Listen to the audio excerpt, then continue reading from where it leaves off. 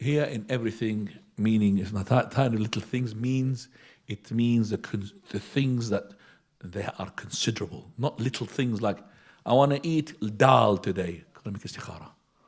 I want to eat curry, seafood for today, but istikhara. Nobody would do such a thing. This is crazy. The scholars had consensus regarding this issue.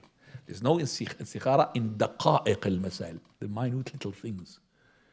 Otherwise, you're going to end up your life making istikhara. You can't move from one point to another point, making istikhara. Because if you have said this, okay, you're going to move to the toilet. Shall I make a istikhara? To go to the toilet first, or sit down a bit for, more. What should I do? I'll make istikhara. So here the hadith, it means, which you have read, those little things which people do not consider to be considerable thing.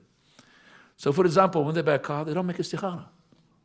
When they change from one house to another, they make istikhara. For them, this is insignificant. Only when it's to do with major issue, big, massive transaction, or a big, massive thing that can involve millions of pounds or hundreds of thousands of pounds, then they make istikhara. No, that's what I meant by this. The hadith means that the people consider it is nothing, but we used to make istikhara. He said, fi kulli shay. He said, in everything which is considerable. Not everything that means I'm going to make, as I said. Prophet of Allah said, okay, what do you have, wives, as food? We have chicken, we have meat. Let me have istikhara, which one to eat? No hadith had told us about this. And the Prophet used to make istikhara like that. Now.